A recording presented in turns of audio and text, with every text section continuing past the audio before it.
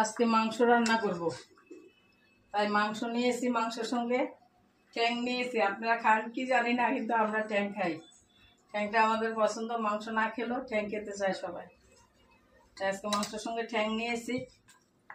এখন মাংসটাকে রান্না করব। আলু পেঁয়াজগুলো কেটে নেই, তারপর আপনাদের সঙ্গে বাকিটা শেয়ার করব। মাংসের জন্য এখন আলু পেঁয়াজগুলো কেটে নেব। আলুগুলো কেটে নিয়েছি, এখন আলুগুলোকে ধুয়ে রেখে দেবো, তারপর পেঁয়াজগুলো কেটে নেব। আজকে মাংস হবে, সেই জন্য দেখেছি কি আমরা আলু কিন্তু একটু বেশি দিতে হবে, কারণ রোজ ভিডিও করলে আমি বলি আমাদের সবজির জন্য আলুটা খুব দরকার। আর আমাদের ছেলেরা মাংস খেতে চায় না, আলু খেতে চায়। তাই আলুগুলো কেটে নিলাম, এখন পেঁয়াজগুলো কেটে নেব ধীরে ধীরে, কেটে তারপর বাকিটা আপনাদের সঙ্গে শেয়ার করব। আলু পেঁয়াজগুলো কেটে নিলাম। এখন রান্নার জন্য মশলা নিয়ে তারপর আপনাদেরকে বাকিটা মাংসগুলোকে এখন একটা গামলায় নিয়ে নেব। একসঙ্গে মেখে আজকে মাংসটা বসাবো, তার জন্য আলাদা কিছু করলাম না।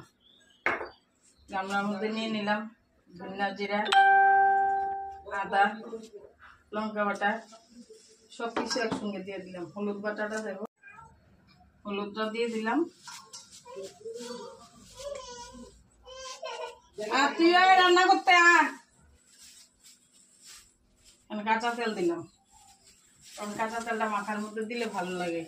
আলু পেঁয়াজগুলো এখন দেবো না, একটু পরে দেবো। ওই নুনটা দিয়ে দিলাম, নুনটা দিয়ে এখন সবগুলো দিয়ে একটু মেখে নেব। এরকমভাবে নেড়ে চেড়ে মেখে নেব। মাংস অনেক রকম পদ্ধতিতে রান্না করা যায়, আমি এক এক সময় এক একভাবে করি। তাই আজকে সবগুলো মেখে একসঙ্গে বসিয়ে দেবো। আলুটা একটু পরে দিলে গলবে না, তার জন্য আলুটা একটু পরে দেবো।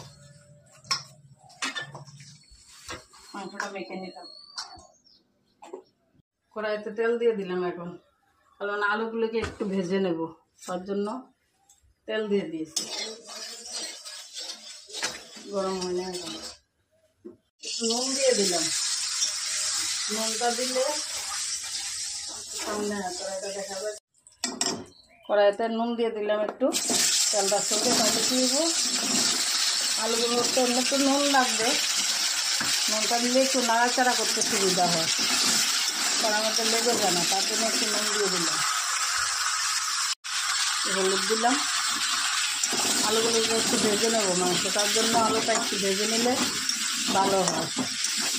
একটু ভেজে নিলে একটু ঢেকে দেবো।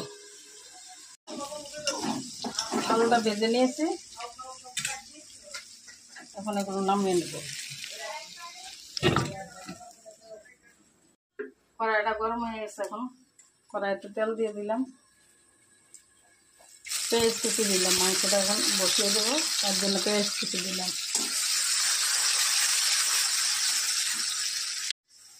পেঁয়াজটা লাল হয়ে গেছে, তখন এর মধ্যে মাংসটা দিয়ে দেবো।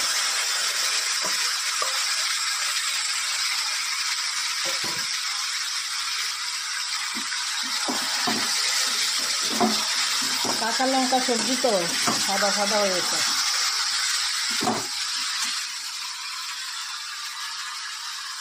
কালারের জন্য একটু লাল গুঁড়ামরিচ দিয়ে দিলাম, কালারের জন্য একটু দিয়ে দিলাম। লাল হলে দেখতে ভালো লাগে, খেতে ভালো লাগে, তার জন্য একটু লঙ্কা গুঁড়া দিয়ে ঢেকে দেবো। এখন মাংসটা একটু নেড়ে চেড়ে দেবো। তেলও ছেড়েছে, এটা থেকে জল উঠেছে, আবার ঢেকে দেবো ভালো করে সিদ্ধ হওয়ার জন্য। মাংসটা মোটামুটি তেল ছেড়ে দিয়েছে। এখন আর সঙ্গে যে কাঁচা পেঁয়াজগুলো রেখেছিলাম ওগুলো দিয়ে দেবো, কষানো আলুগুলো দিয়ে দেবো। কত আলু দেখেছেন, আমরা আলুর পাগল, সব আলুর পাগল।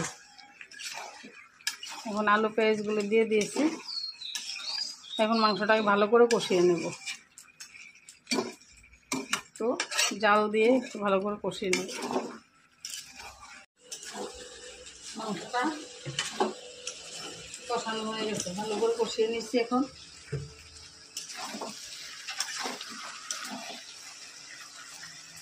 এখন ঝুল দিয়ে দেবো প্রয়োজন মতো, যার যার প্রয়োজন মতো ঝুল দেবেন।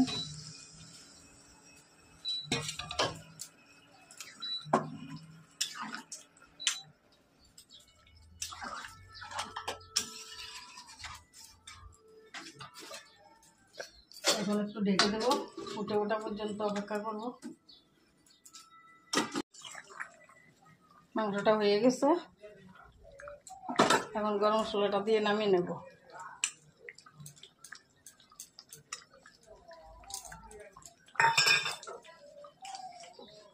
ঠ্যাং টুং যা আসে সব ঝুলে দিয়ে দিয়েছি, কষানো হলে ভালো হয় এগুলো খেতে। চা নিয়েছি সব ঝোলের মধ্যে, এই যে ঝোলের মধ্যে দিয়ে দিয়েছি। আজকে আর কষানো হয় নাই, কারণ আজকে একটু ব্যস্ত আছে, তার জন্য আলাদা আলাদা করি নাই, একসঙ্গে দিয়ে দিয়েছি জলে। যে যে খাবে খাবে, এমনিতেই খাবে। আমার মাংস রান্নাটা কেমন হলো কমেন্ট করে বলবেন।